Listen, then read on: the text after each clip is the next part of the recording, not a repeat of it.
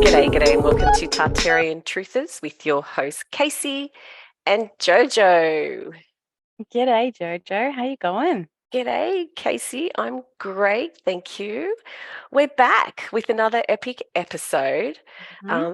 No Tom this week, though, unfortunately. Don't worry, he'll definitely be back. We had so many people reaching out to us with so much love and respect, and of course, questions for Tom. So he'll be back again real soon. So stay tuned. Yeah, I can't wait. Actually, Jojo, I've had a heap of questions in my head now that I've had time to digest what Tom was saying. And he really, I don't know, I guess he just opened my mind to so many more possibilities for our historical narrative here in Australia as well. Agreed. And, I'm so glad that we've collaborated with people like Tom and Darcy who have different information to share with us. And it just adds to the bigger picture. Mm. And now check out some of these comments. They were so amazing and encouraging. Like this one from American Flying Hawk. Wow, incredible video. Tom Matthews says people get locked into narratives. So fundamentally insightful. This video interview is historical and quantitatively more valuable than any History Channel, National Geographic, or Smithsonian production. Wow, That's that's amazing, isn't it? incredible. I Thank really you. like this one down the bottom here. So it's from someone going by KW, and they say, "Fabulous work, ladies, and Tom, my favorite episode by far. One thing I love about you girls and this channel is every episode reminds me how magical and mysterious this realm really is. So when I maybe get down about the nature of our current state of events and things going on around me, I find a gentle reminder through your work of how beautiful and mystical this world truly is. Thank you." Oh, that's lovely. Thank you, Yeah. KW. Very, very nice. So, Love the people that watch our channel. so do I. Beautiful people. So amazing. So, today we are focusing on Casey's trip to Tassie because you were in Tasmania for 3 months over the summer. And as promised, you've put together some of your favourite and most interesting natural and historical anomalies from your trip. That's right, JoJo. And so is born a new Tartarian Truthers miniseries called Casey's Map of Tassie. Casey's little map of Tassie. I love it. And there's Uh, definitely pun intended there, right? But yeah. all jokes aside, I'm so excited, Casey. I've been following your private account too, and some of the locations that you've been to are absolutely stunning. I'm just blown away. I Mhm. didn't know that Tassie was so diverse. Hey, Yeah. I mean, Yeah. from the I beaches, sorry, go ahead. yeah, I same when I was there. I did not expect some of the beaches that I saw. It's always, you see all the pictures of the rugged wilderness, and I didn't realize that there's beaches there that, made me feel like I was in the Whitsundays. It's Yeah, insane. it was nuts. And you even have like lakes and these Hmm. waterfalls. And I think it must be one of Australia's most beautiful states and possibly one of its best kept secrets. Yeah, I totally agree. I think I could actually live there one day. That's how much I fell in love with Tassie. I really didn't even want to leave. I was so sad when we had to leave. Oh, But it's not only that it's so beautiful, but it's like going back in, you know, 50 years in time. I mean, the pace is slower, there's not as many people. And if you aren't in, one of those really major touristy areas, most of the people are really friendly and lovely. So such a great place to go visit. yeah, I definitely got to get down there. Definitely Mm. do. And that sounds so much different to mainland Australia. Everyone's rushing around and they don't give a shit about anyone else. I mean, just driving around Sydney, I've just experienced just this week, for example. Mhm. I can't wait to get out of the big Yeah, smoke. yeah. Um, but anyway, that's a bit sad. But what we thought we'd begin with for our viewers who may not be familiar with Tasmania, we thought we'd give you a real quick overview of Tasmania, or Tassie, as us Aussies affectionately call it. Hmm. Let's take a look. All right, let's go. Tasmania is Australia's only island state. It is located 240 kilometres or 150 miles from the south of the Australian mainland, separated from it by the Bass Strait. It is the southernmost point of the country and is the 26th largest island in the world and is surrounded by 1,000 smaller islands.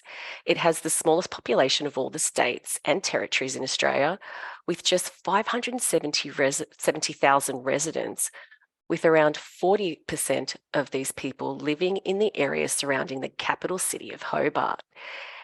And I was surprised to discover that, sadly, Tasmania has the highest rate of poverty anywhere in Australia, with a 50% illiteracy rate and 33% of people dependent on welfare to make ends meet. Yeah, I didn't know that either, JoJo, till I started looking into Tassie a bit more, and it's shocking, really, and for such a small population as well. It's just something that it's not really spoken about either. It's all about, Mm, tourism and how beautiful and wild and rugged Tassie is. And then you hear those statistics and you think, wow, like what is the government doing down there to help these people? doesn't sound like they're doing very much, hey? It's really awful. But moving on, now, a super brief history of this island state will, well, well, it's actually just the mainstream historical narrative anyway, right? The Um, boring the story. very boring part, but let's just get through this. So, the first reported sighting of Tasmania by a European was in 1642 by the Dutch explorer Abel Tasman, who named the island Anthony van Diemen's Land after his sponsor, and he was also the governor of the Dutch East Indies. The name was later shortened to Van Diemen's Land by the British. And in 1772, a French expedition led by Marc Joseph Marion de Fresnay landed on the island. Captain James Cook also sighted the island in 1777, and numerous other European seafarers made landfalls, adding a colourful array to the names of topographical features. So I find that really interesting. Why did all these other countries sight it, land on it, and name it first, but then they still allowed the British to claim it? You know what I mean? Like Mm, something seems fishy to me. The Dutch and the French were huge players in the game back in the day. So why didn't they stake the first claims? yeah, it's really odd. I agree, and uh, that part has never made sense to me. It's definitely a hidden part of history of how that came to be, because it even states on Abel Tasman's wiki that he planted the Dutch flag at North Bay and claimed formal possession of the land on December 3rd, 1642. Wow. I I did not know that. So what is it? So It's weird, right? hang on, let me see. So a ship's carpenter swam through the surf and planted the Dutch flag, and then Tasman claimed formal possession of the land. Hmm. Okay. Well, that's weird. And did you ever learn that at school? The lies. Why? I don't get it. Ugh. All right. Anyway, moving on again, just quickly. So the first settlement by the British in was in 1803 by a small party sent from Sydney, but an alternative settlement was set up in 1804 where fresh water was more plentiful. So this settlement became known as Hobart Town, sorry, and was later shortened to Hobart. Hmm. So the early settlers were mostly convicts and their military guards with the task of developing agriculture and other industries. Numerous other convict settlements were made in Van Diemen's Land, including secondary prisons such as Port Arthur and Macquarie Harbour. The Aboriginal resistance to this invasion was so strong that troops were deployed across much of Tasmania to drive the Aboriginal people into captivity on nearby islands. Wow, that is just so much to unpack there. And maybe for another episode, perhaps? Yeah, for sure, Jojo. There was some really dark and heavy stuff that went down in Van Diemen's Land back in the day. But what I found so strange is that they went from Sydney all the way to Van Diemen's Land to start their next colony. I mean, you literally cannot get any further south from Sydney than Hobart. They hadn't even founded Melbourne, Brisbane, or Adelaide yet. They just went straight to Van Diemen's Land and founded Hobart. Like, why? I know, and it's super close to Antarctica. If you go south from Hobart, that's where you end up, right? Exactly. Now, we've touched on our thoughts on this in our 2 episodes on Australia and Antarctica. So feel free to check them out if you're after more insight into that. But just one last thing. When and why did Van Diemen's Land get a name change? When did it become Tasmania? So it was officially changed in 1856 for two reasons. One, people were already starting to refer to it as that on maps, and then also when minting coins. And two, people wanted to be rid of the convict stain that was attached to the name Van Diemen's Land. Convict stain. I heard that a lot when I did a couple of tours in Hobart. They're all about removing the convict stain. Interesting, but I bet there's more to that story too, JoJo, because that's a huge name change, isn't it? It is. Tasmania. And like we were discussing this Yesterday. like Yeah. Abel Tasman. Tasman. Yeah, Tasmania, but Nia. it's not Tasmania, it's Tasmania. It's got that word mania in it. Mm. So yeah, interesting. Hexagonal. Oh, Anyway, on that note, let's get started with our first Tassie location. So one of the first places that I went to check out was a place called The Nut at Stanley in Tasmania's southwest. yep. I definitely remember this one because it looks like the ancient remnants of a giant tree stump. Huh. Yeah, that's right. But before we get to that, let's look at what the official geological narrative is, shall we? The nut is a volcanic plug. It is made of fragments of basaltic volcanic rock from a volcano that was active about 25 to 70 million years ago. It has an elevation of 143 meters above sea level. Alrighty. So that's the official narrative. But a lot of people in our awesome community are going, nah, no way. That's a huge ass tree stump. And I was too, admittedly, until I got up close. And then I had second thoughts for a while. Well, kind of, but we'll get into that a little bit later. So, why is it called the nut?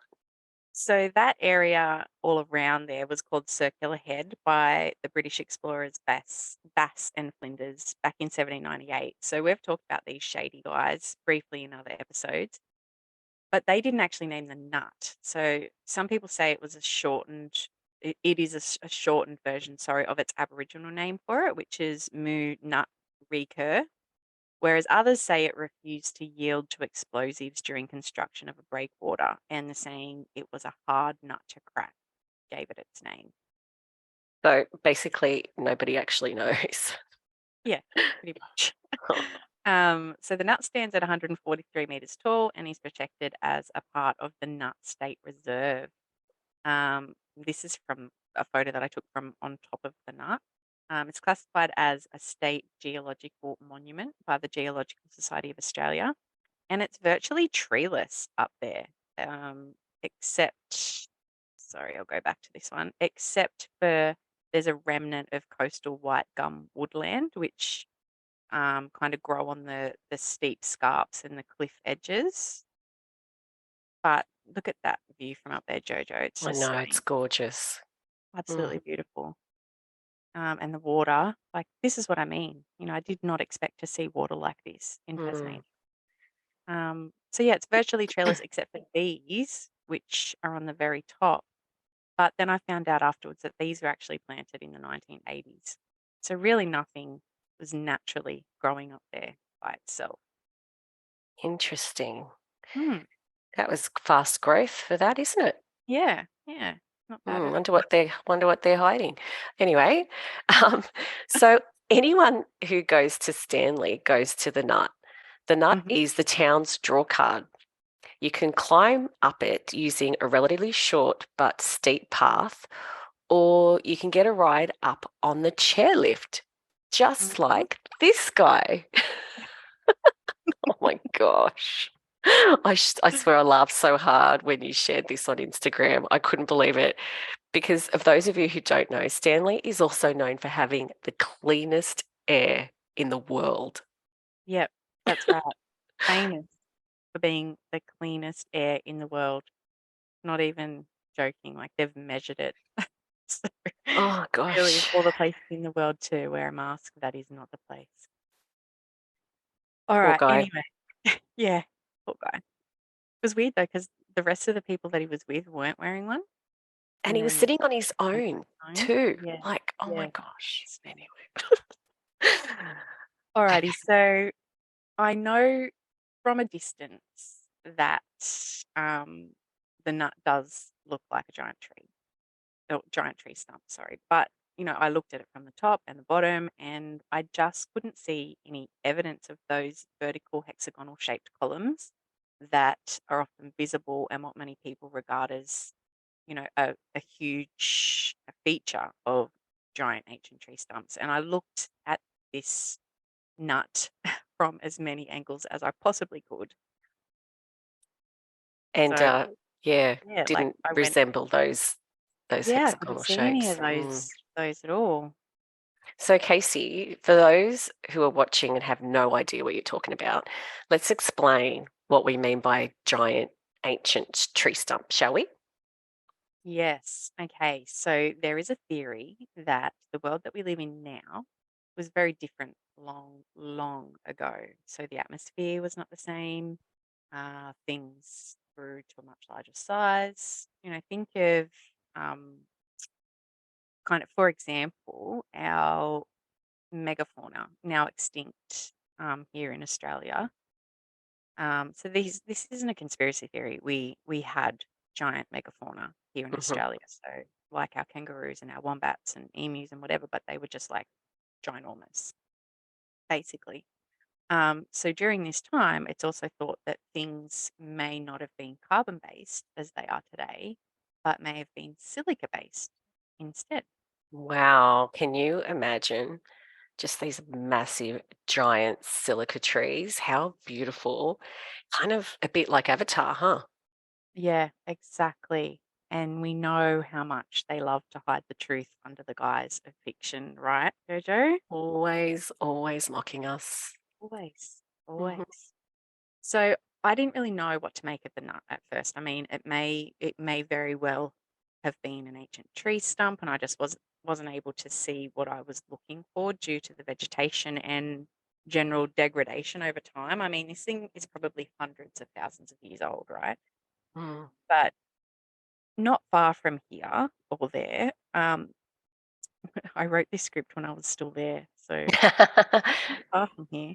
Um, anyway, not far from there, there's a place called Dip Falls, and we went along to just check that out because we love chasing waterfalls. And I honestly had no idea what to expect. But as soon as I saw this waterfall, I knew that I was definitely looking at the remains of an ancient tree. So here's Stanley, and not far from Stanley, near the little town of Morbena, is Dip Falls.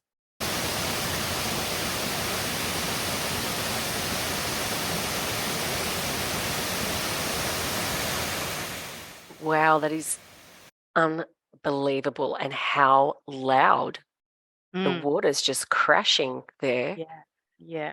It was like I was ugh, speechless when I Yeah. first saw it because I was just expecting to see a regular waterfall. You know what I mean? I wasn't Mhm. expecting to see these huge amount of basalt hexagonal columns just Wow. everywhere, and the sound, and it was incredible.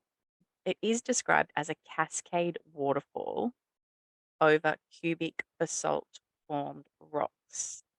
But to my keen eye and my fantastical imagination, Jojo, Hmm. I absolutely spied the remnants of a huge tree stump that looks to have been smashed to smithereens in some kind of cataclysmic event, perhaps. Wow, you can quite clearly see these hexagonal columns there, Casey, and so many of them. Can you imagine how big that tree might have been before it was completely annihilated? Yeah, absolutely astounding, JoJo. Like mind blowing when you actually try to comprehend the size. Yeah, but Casey, according to the mainstream narrative, these columns are caused by volcanic activity, right? And Mm. this astounds me and makes me laugh so much because, as you know, I lived in Hawaii for like 18 years and I went to the Big Island where there's still an active volcano. And I've some knowledge on the volcanoes and lava. And lava looks like this and cools a lot like this, Hmm. but it's also quite jagged in some parts. It's never perfect hexagonal columns. Never. It's weird, isn't it? Like I know, it's I bizarre. keep reading everywhere that these columns are formed by volcano. I'm like, how? I don't understand how. Explain it to me. Because hexagonal geometry, on the other hand, is something that is seen in nature, which forms naturally. Mm, Like honeycomb, for example. Then you've got snowflakes, um, turtle shells, and the fibers of plants and trees. So here are some images of tree stumps. Where are they? Under a microscope. So you can see those small hexagonal shapes once again. mhm. They're naturally occurring in nature. So these hexagonal columns in trees, for example, would allow it to grow upwards toward the light source. And, to me, it's divine creation or whatever you want to call it. It gave living organic organisms the innate intelligence of hexagonal efficiency. Yeah, that's right. Because I learnt this while researching for this episode. So because hexagonal cells require the least total length of wall compared with other shapes like triangles or squares, for example, of the same area.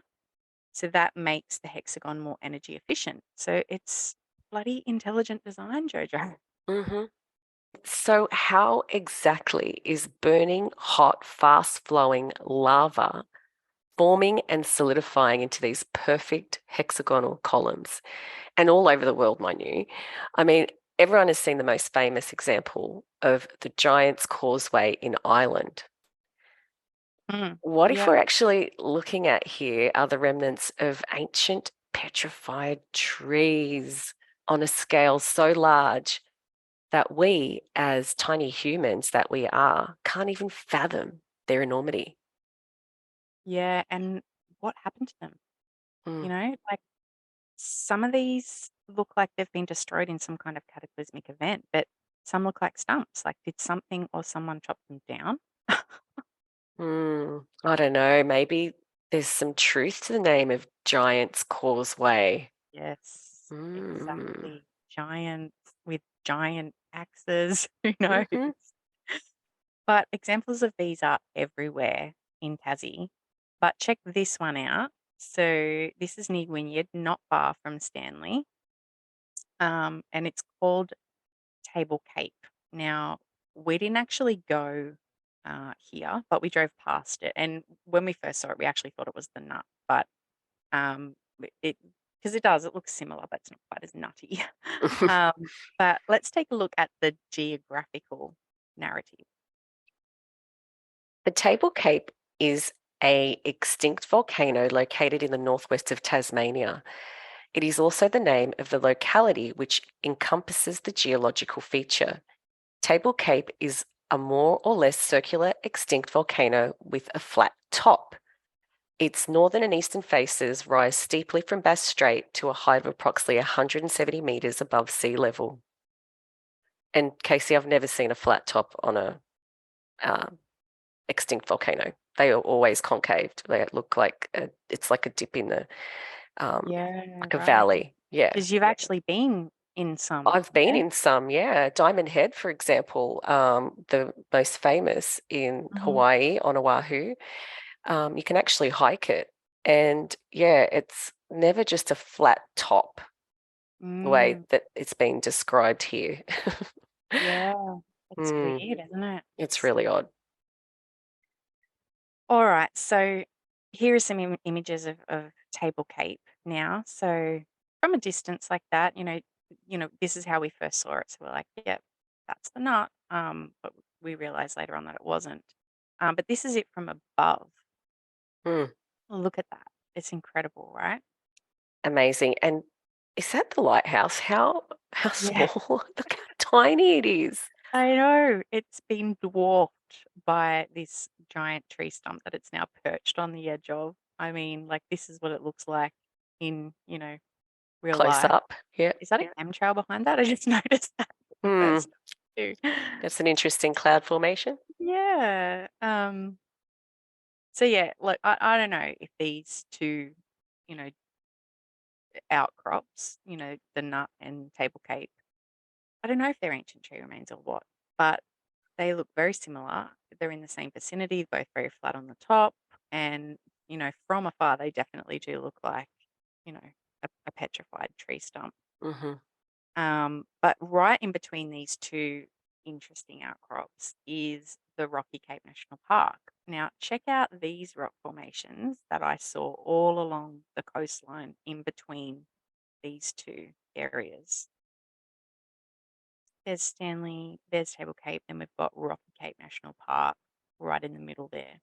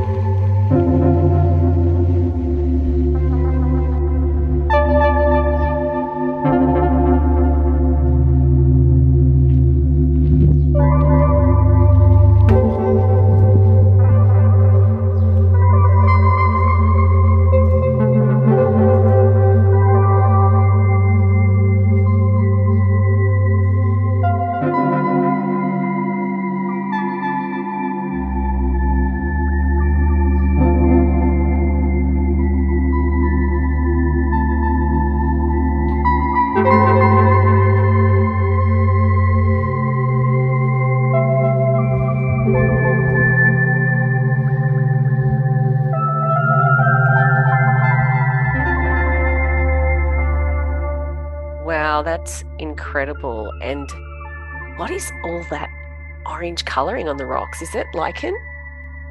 Yeah, it is. So lichens are, which we did mention lichens, I think, in our what was it, our Gosford Glyphs. episode, Yep. didn't we? It was Hmm. an orange lichen though. No, it Uh, wasn't orange. Yeah. yeah, the Gosford glyphs. Sorry, that Gosford. There was lichens all over that. So lichens are a combination of algae and fungus that live together in a symbiotic relationship. So the algae provides food by photosynthesis, while the fungus provides a protected environment for the algae. So the lichens responsible for the orange hue on a lot of the coastal rocks in Tasmania belong to the family Hymenolaceae. I think that's how you say it. If I'm incorrect, please let me know in the comments below. The color is contained in their thallus. I said thallus, Jojo, not thallus, which is the vegetative part of the body. So lichens are grouped by thallus type, since the thallus is usually the most visually prominent part of the lichen. But in some lichens, the thallus is difficult to distinguish, and as a result, many lichens remain unclassified, which I find pretty interesting. Mm, So, look, I'm definitely no lichen specialist, Jojo, but hmm. I'm looking at all these rocks with this orange lichen here in Tassie, and it got me thinking if perhaps its vibrant colour has something to do with the fact that it could, in fact, be growing on the ancient remains of silica trees. Yeah, Hmm. I Definitely. mean, I know I have a pretty wild imagination, but it's just a thought, as this colour lichen is so prolific just here in Tassie. So Yeah. I wonder if it actually grows anywhere else, Casey. Like that vivid orange color. I mean, I haven't seen it up where I am at, but if anyone is watching and knows more about this phenomenon, please get a hold of us. Let us know. Drop us some info in the comments below. But this is so fascinating, Casey, and I'm loving this whole episode. By the way, what's next? Alrighty. So on the same day that we went to the dip falls, we also visited guide falls. So these places are fairly close to each other as the crow flies.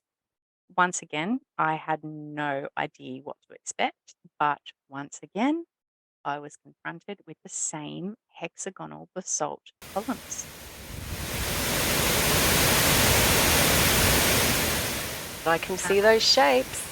yeah, that's right. And as we walked down the path alongside the creek that the waterfall flows into, I saw more of the hexagons in what looks to me like debris. I can totally see what you mean. It looks like it's been smashed or something. Mhm. That's crazy. Yeah, it's just all kind of, yeah, like In all broken up. different angles and like it's Yeah, more, yep. yeah. Mm-hmm. So yeah, it's and that like that was on the ground, so it was part of the path. So a big chunk of it's just broken off, and now it's you know A walking path. smashed over. Yeah, and you Yep. can quite clearly see those The hexagon shapes. shapes. Yeah. So yeah, it was beautiful. It was absolutely beautiful. A little bit slippery, which my husband managed to capture. Catcher. Yep. Thanks, Steve. But yeah, it was such a beautiful place and fascinating to think, that could have in fact been the remnants of a big old tree once Mm-hmm. upon a time. But you're probably wondering where I'm going with this, right? Like, where could this be heading? So, hear me out. What if the nut, right, which is over here at Stanley, and Table Cape are or were, in fact, petrified ancient tree stumps, right? Mm-hmm. So keep in mind that we don't know how long ago this may have been. We don't even know how old these this realm is that we're living in. So these trees may have been around, 6,000 years ago, 10,000, a million years ago. Who knows? Who knows? Yeah. We don't know. So that means we also don't know what the natural landscape looked like then either. Was there much more land back then? I mean, we know that according to the mainstream historical narrative, around 12,000 years ago, Tasmania was joined to the mainland of Australia until the sea levels rose and it broke away. So where there's now ocean on one side of the Nut and Table Cape, once upon a time, it, was probably land, right? Mm-hmm.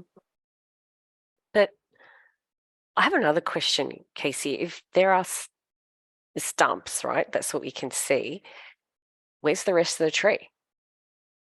Yeah. Okay.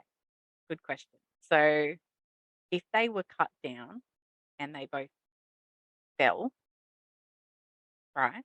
Mm-hmm. Bear with me.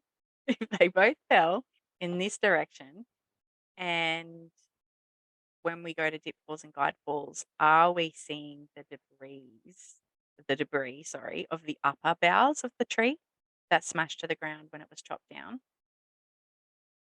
Kind of like these are just modern day Yes. Oh images my of when gosh. boughs and trees and branches crash down. Mm. I can totally, totally see that, Casey. They are Mm, like the remnants, hmm huge, massive remnants are sort of sitting sprawled inland, Yeah, yeah, if that's how they fell, the mhm, direction that they fell. yeah. Like the upper branches and boughs. And yeah, so what happened to the rest of the tree though? Like the trunk though? Like I know we see some remnants, but where's the rest of it? Because it would have been massive. Yeah. Okay. So this is where it gets weird. So, like, why do we chop down trees today? Mostly to make, like for construction or to make furniture or paper. It's just one of the other resources, one of our natural resources that we use. Exactly. Right. So Mm. something or someone may have been cutting down these massive silica trees and using them as a resource for Hmm. something, you know, Yep, hundreds of thousands of years ago. We just don't know. that makes complete sense. That's, So mm, this is just a theory, okay? Like, I I love it. literally have no proof whatsoever. I just have a vivid imagination. And I saw some really bloody interesting geological features with my own eyes that really don't seem to make sense to me. No, You know what I mean? Like they don't fit that whole volcano narrative. no, Um, not at all. so It's almost like they classify it as a volcano because they just don't know what else to call it, you that's know? right. Mm, Yeah. And who are we to argue? Because we don't know hmm. what volcanoes were like, or we weren't around when these were supposedly formed. So we just go, oh yeah, yep. And to think about it, like they've only classified these landmarks, I don't know what else to call them, these significant landmarks in the last 230 odd years, as they discovered them. Mm, mm, So whoever the geologist or whomever stumbled upon them and said, "Oh yes, we'll call this a volcano." yeah. Everyone, we'll just all say, "Oh, okay, yes, from millions of years ago." So how can we argue that? We just can't. We just Yeah. can't. Mm, No. All right. interesting. So you you love me, JoJo, so you won't call me crazy, but other people out there might be like, "Oh my gosh, where is this going, Casey?" But if you still want to humor me, I've got more, so I am going to carry on. Please do. Please do. Alrighty. All right, let's do this. So we're going to go now to one of Tasmania's most popular tourist attractions, which is Cradle Mountain. So Cradle Mountain is it's not too far from Stanley either. It's still kind of up in that north what is that? That's not northwest. Yep, northwest kind of. Yeah, Yep. yeah. In that kind of northwest area. And it is absolutely stunning. So I visited Cradle Mountain with my husband, my brother, and his partner. Now, none of us had ever been there before. We had no idea what to expect, except for what we'd seen in the pictures. And we decided that we would do the summit hike. Um, Probably wasn't the greatest idea. We were not prepared for an 8-hour hike, Wow. but even though it was a bit brutal, it was absolutely incredible, awe-inspiring, breathtaking. Some of the views from there were absolutely amazing. I mean, this picture alone is spectacular, isn't it? Yeah, yeah. That's literally a photo from my camera on my phone. Like Wow. it's just beautiful. Mm. Um, but let's take a quick look at the geological narrative for Cradle Mountain first, shall we? So Cradle Mountain is formed by an igneous dolerite sill that intruded the Permian Jurassic sedimentary layers, cooling to form a broad, hard layer. Subsequent erosion from Pleistocene glaciation left caps of dolerite at Cradle Mountain and surrounding peaks. So they're saying here not basalt like the other places that we've looked at so far, but dolerite.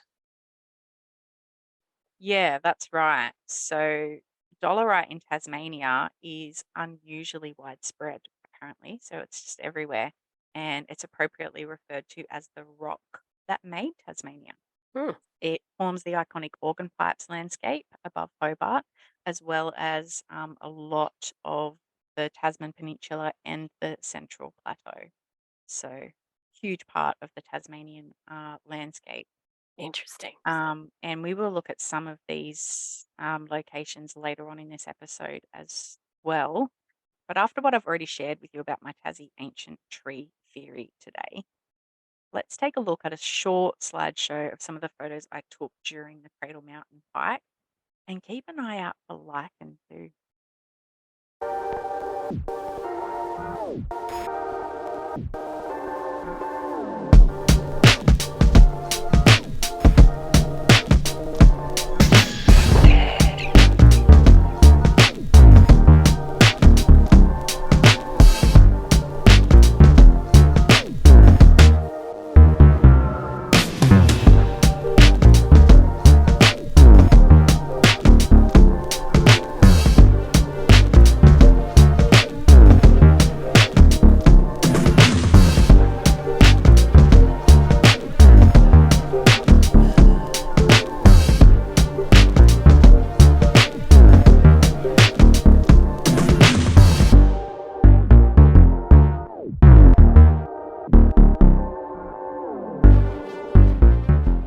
And what about Barn Bluff?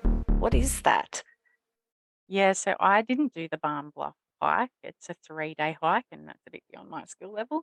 But as soon as I saw it, because I wasn't expecting it, and I'd never even heard of it before, I was like, "Oh my gosh, that's another freaking ancient tree stump, right?" Mm-hmm. Um, Totally. yeah, so this is one of my pics from the top of Cradle Mountain looking over, and I've kind of just cropped it, zoomed in a little bit. But the geological narrative for Barn Bluff is that it stands 1,559 meters above sea level. It's the fourth highest mountain in Tassie, exceeding the height of the more famous Cradle Mountain by 14 meters. And it was formed by glacial action and erosion and is characterized for the most part by the dolerite slabs and boulders typical of the alpine regions of the state. So Very pretty interesting. incredible. These aren't my pictures personally because I didn't get up that close. But once again, it looks very similar to the columns that we can see on Cradle Mountain as well. Mm-hmm. And you know what, Casey? It actually reminds me a bit of Devil's Tower in the US. Yeah, it does. It's very similar indeed. The only difference, I think, when you look closely at the Devil's Tower is that it's got those hexagonal columns that we discussed earlier from Dip and Guide Falls. Mm-hmm. But like, look at the size Just of that. mammoth. Like, compared to like the person, the rock climber, Mm-hmm. insane. Wow. It's just incredible. Incredible. And I had no idea that Tasmania was such a treasure trove of lost history. You know, some of those photos that you took were breathtaking, and but I did pick up on one thing that I need to clarify with you. So you said that the nut and table cape were made from basalt, right? But Cradle Mountain and Barn Bluff are made from dolerite. Is that what we Yeah, came down to? Yeah. yeah, that's right. So I have a theory for that too. Now, I might be going out on a limb here. More pun, more pun totally intended. But what if dolerite and basalt, which were discovered and named by Georgius Agricola, the father of mineralogy, in 1546, are actually just different species and genus of huge ancient petrified trees from hundreds of thousands of years ago? I mean, did Georgius think of that, Jojo? Hmm. Probably not. Or And has anyone questioned Georgius's work in the last 500 years? of course not. Of course not. They're not going to question Mr. Georges's claims of, he's decided already and it's said and done. It's Mhm. written down in the books. That's it. Yeah, that's it. And, That's it. I'm sure if we have any geologists watching, they're probably going to think we're lunatics. But so be it. I mean, I feel like it's time we start questioning everything that we've ever been told or I taught. I agree. mean, I agree. this guy, like, what was it, 500 years ago, says these rocks are from volcanoes, and we still all believe it to this day. I mean, if our true history is being hidden from us or is just literally unknown because it's been lost over time, then how do we know for certain that these kinds of ginormous trees didn't exist? You know, Casey, I'm totally with you on all of this. And when you think about it, there have always been stories of giant trees that reach to the skies or the heavens. And most, it's like seriously in almost every culture around the world.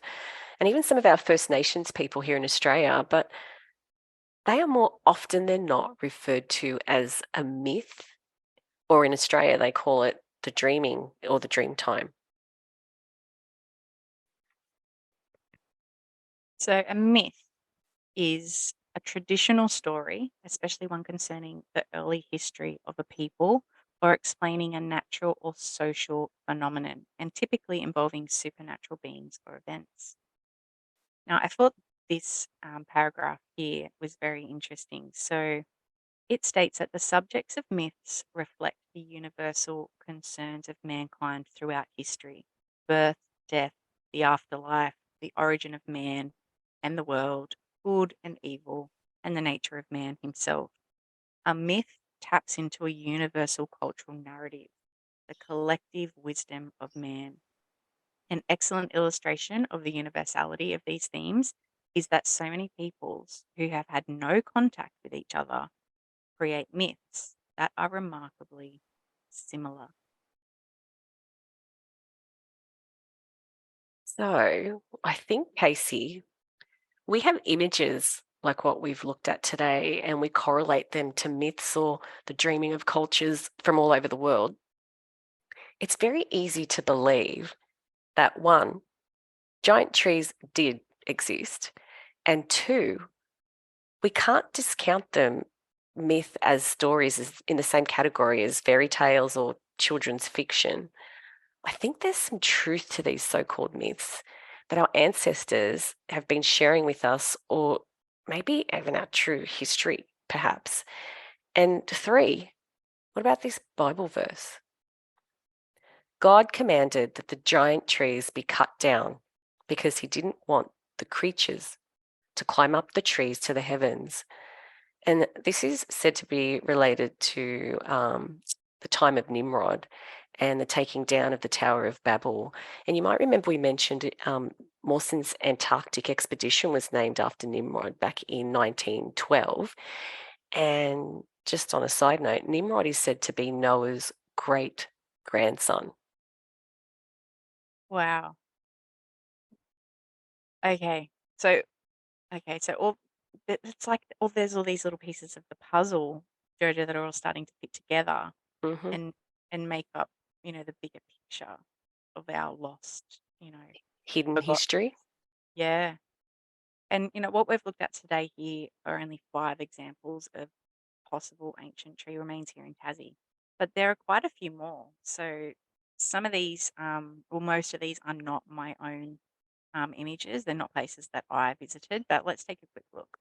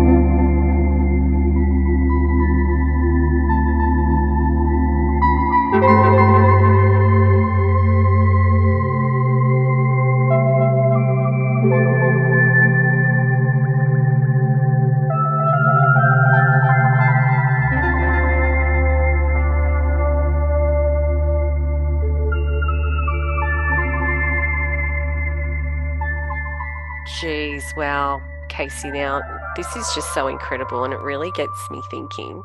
Like you mentioned, nobody knows what this realm actually looked like 50,000 years ago, a million years ago, whatever. Nobody actually knows even how old this realm is. And we also don't know how many cataclysmic resets it's actually had. Yeah, I know. But that's what I always try to like point out to people, and people just think that I'm crazy and I've got too much of a, I've read too many fantasy books. But you know, we have geologists and other specialists in this field, and they all tell us the same volcano stories that Georgius Agricola was telling us in the 1500s. Like it's always just the same old, you know, story repeated Hmm. on repeat. Yeah, I know. And sadly, our universities have become nothing more than places for people to go and pay hundreds of thousands of dollars to be indoctrinated hard with the preferred narrative. Yeah, and I was thinking about this when I was, thinking about geologists, and I don't mean to disrespect. No, they do spend many years, You know, 4, 8 years or whatever they've got to that's spend right. in university. That's right. You know, Mhm. uh, but it just made me, want to learn a little bit more about, our education system. And did you know, Jojo, that the Rockefeller Foundation actually started funding Australian universities way back in the 1920s? Jeez, that's how long ago our education system was infiltrated? Yeah. Wow. And unfortunately, which we all know, by the current agendas being forced upon our young children, that it's still going on today. So, Mhm. besides the current one that we all know about, that's being pushed upon every person, but especially on children as well, um, is this new social engineering program, which is Rockefeller funded.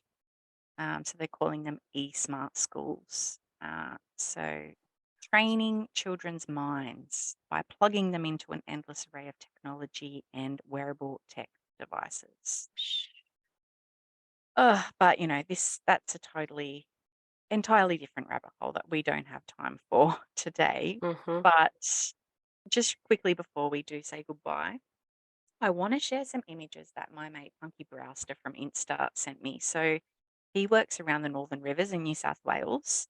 So this isn't Tassie related, but unbeknownst to him, as we were preparing this episode on, the giant trees and the hexagonal columns, he sent me these pics of these huge hexagonal stones that are used for everything around that Northern Rivers areas. I mean, they're using them for fencing, garden edging, just just dumped in piles in parks.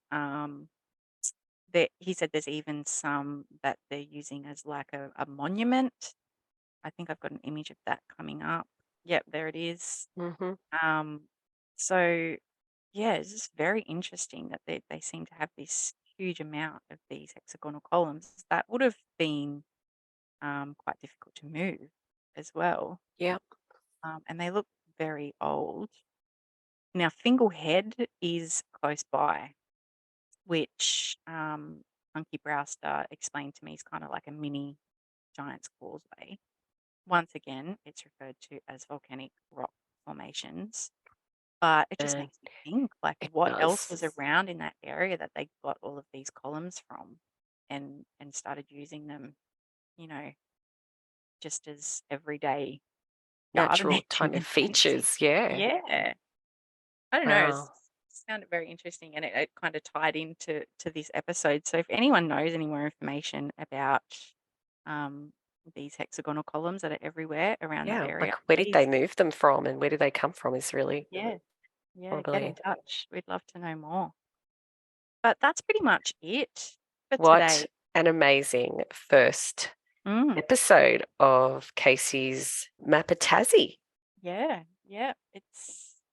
Yeah, I've got a few more coming, so stay tuned for those. Um, but also I just want to do a shout out about our merch. So we do still have merch available. If you are interested in buying a tee or a tote, please click on the link below and it'll take you to our online store. Excellent. So thank you, Casey, so much for putting this together. I just loved every minute of it. And I can't wait for more. We've got some other episodes coming up. Of course, we've got one with Tom. Mhm. So again, stay tuned. This has been awesome. Thank you, everybody. Take care, and we will see you soon. Thank you for watching. Bye. Bye bye.